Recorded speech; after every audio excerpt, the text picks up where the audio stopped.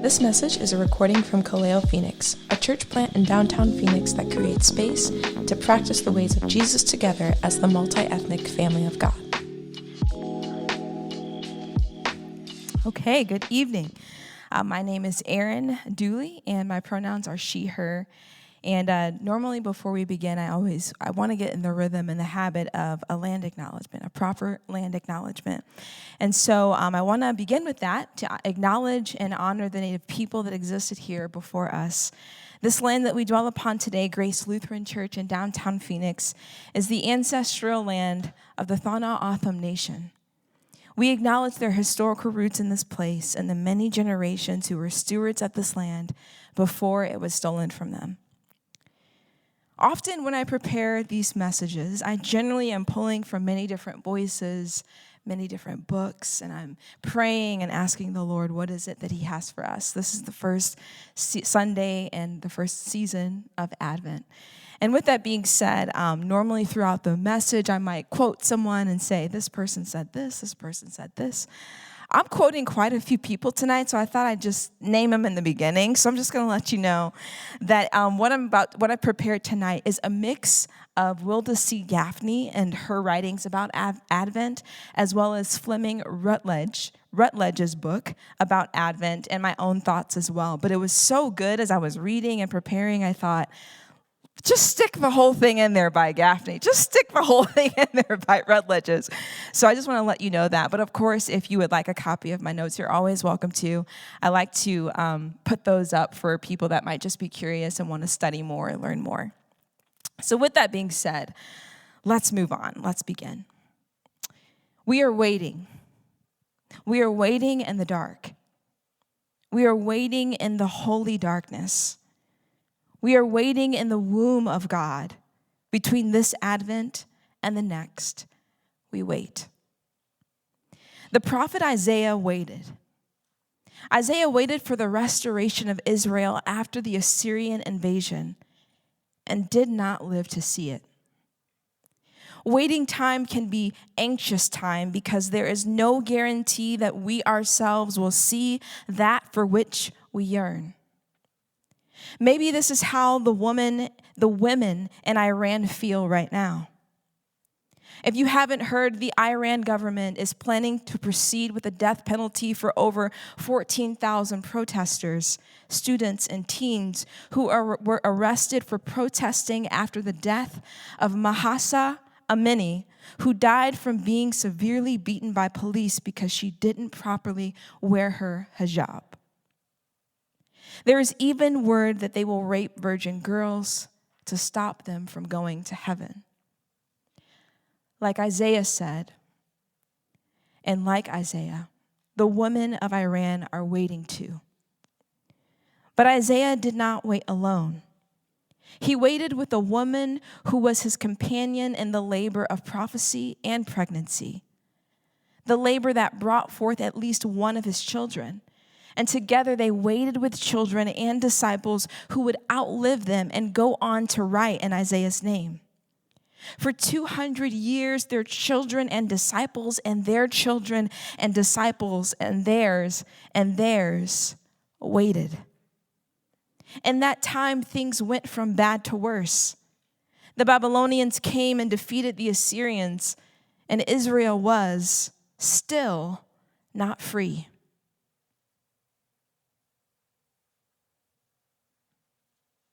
I lost my place there for a second. Jerusalem fell. The temple fell. The nation fell. The people were sent into exile, and they waited.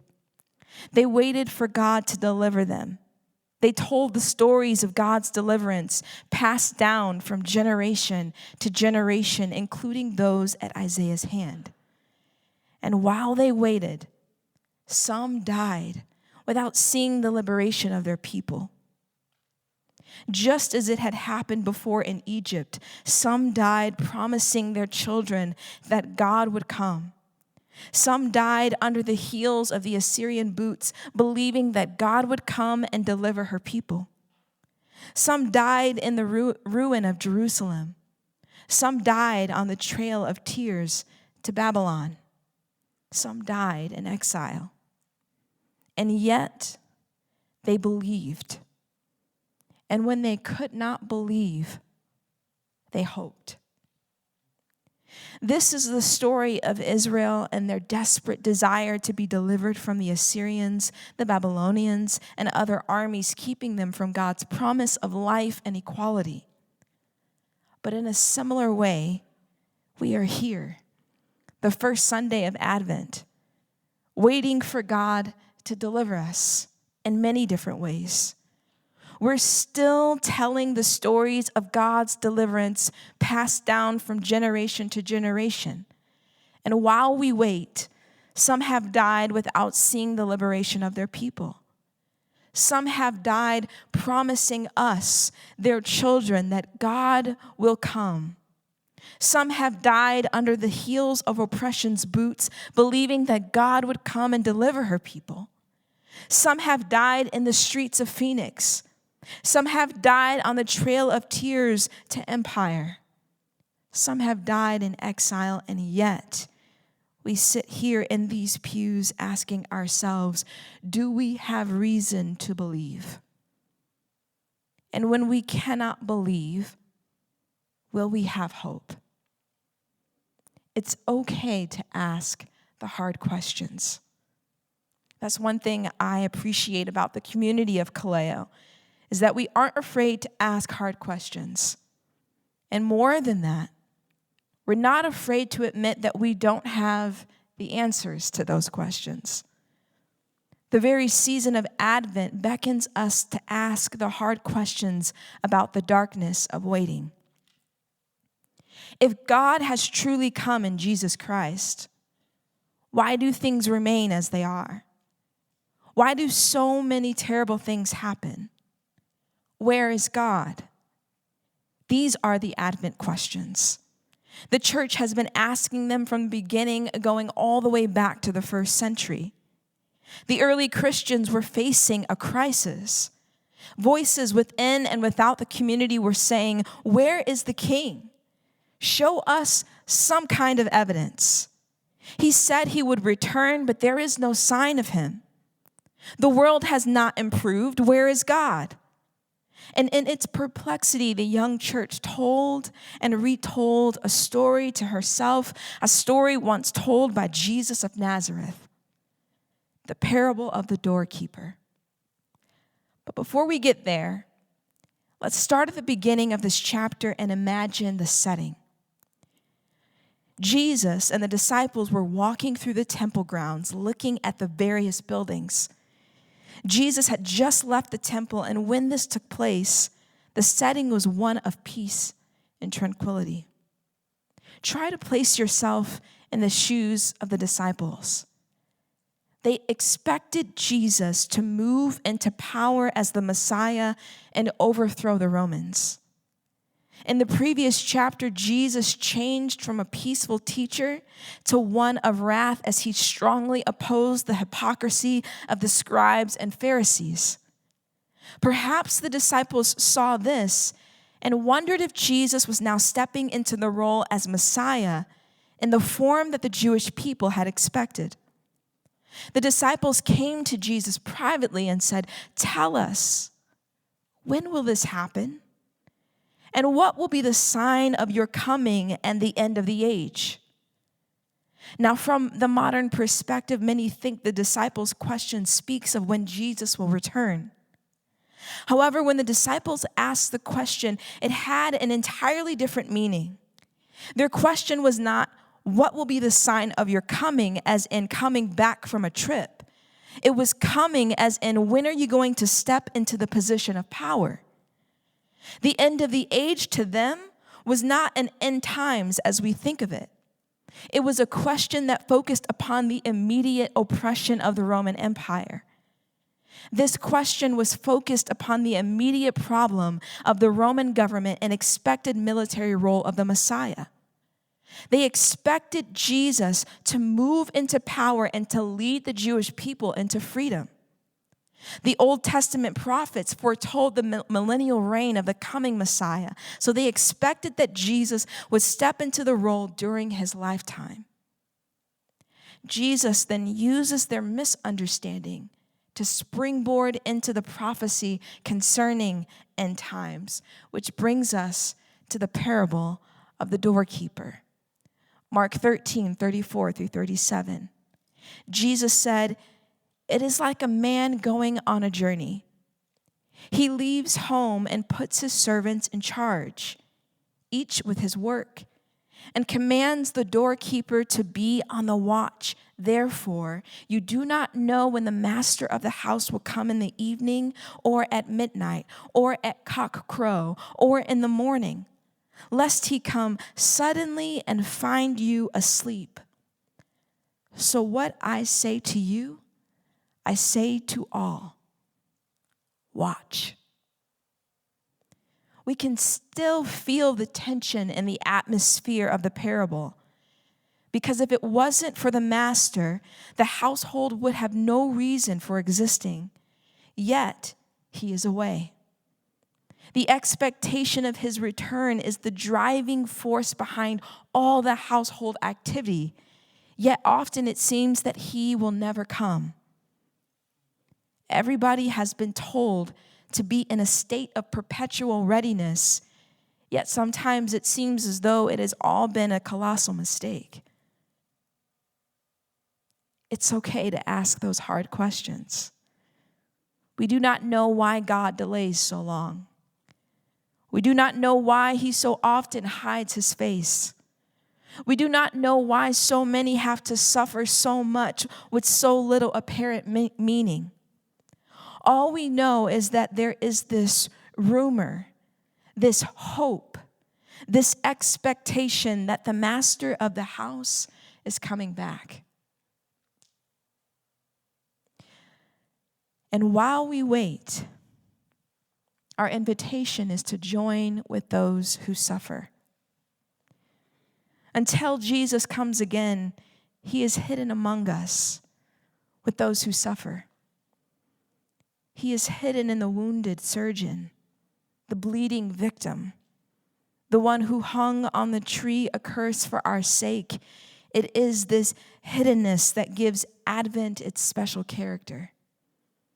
If Jesus is the Son of God, he is also the one who identifies himself with the least, the last, and the lost, who takes their part, who was born into the world as a member of the lowest class on the social ladder and identifies himself with our human fate all the way to the end.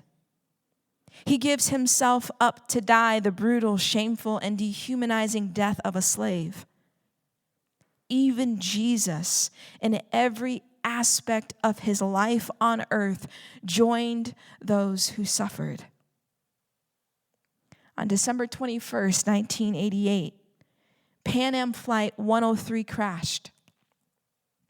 And like many of the other families who suffered, there was a woman who feared God but also lost her husband.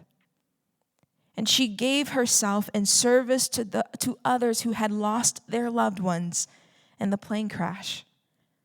She did not clutch at the scented candles and the holiday ideals, but followed her calling to go out among others who suffer. While she waited in darkness, she found light in joining those who suffered. That is the story of the church, waiting between the first advent and the next. And that is something with which the disciples of Jesus struggled. They were waiting for someone born of David's line to take the crown and the throne and rule an earthly kingdom and kick out the Romans and make everything like it used to be, back to normal. But Jesus knew there is no going back and charted a new path forward. Kendall and I were in North Carolina a few weeks ago, and while we were there, we stopped in Greensboro, North Carolina to hang out with his uncle, Uncle Chris Dooley. Uncle Chris took us to the Civil Rights Museum in Greensboro and then took us to dinner. And it was at dinner that he said something really interesting. He was inviting us to pay attention to what people do when they're lost. He said, when you are lost, your immediate inclination is to go back to where you came from. When you cannot see what new thing God is doing, your instinct is to leave where you are and go back to what was familiar. I believe our passage tonight suggests that Jesus' invitation to us as his followers is to remain on watch, to wait and watch for what the Spirit is doing here and now. While we wait, may we pray, Lord, give us eyes to see where you are in the middle of the darkness. Let us not grow weary of watching and waiting. Let us not grow weary of looking for the new thing that you are doing here and now. Let us not leave where we are and go backwards in an attempt to make something great again.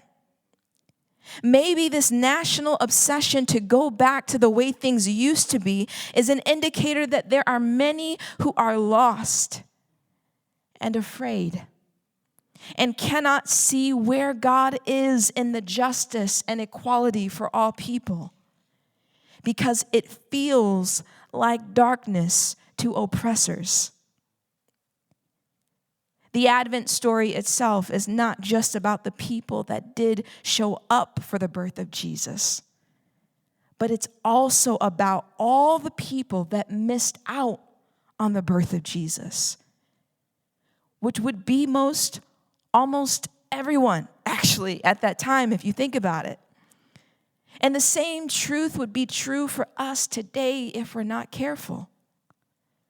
Let us not miss it. There is something happening in the midst of all of this darkness. That is what we put our hope in. To find, search, and look with anticipation that God is still moving, and we can be a part of that if we would just stay woke. Literally. As the band comes up, I would invite you to close your eyes if you feel comfortable and just take a deep breath as you reflect on the things that you've heard tonight.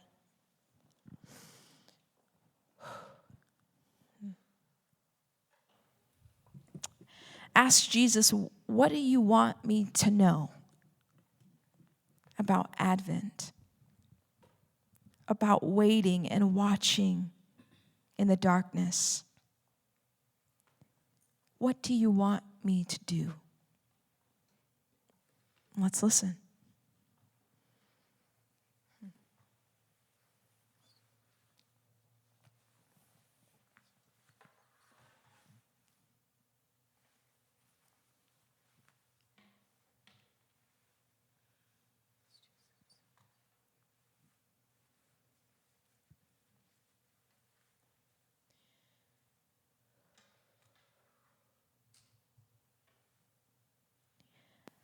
Unexpected God, your Advent alarms us.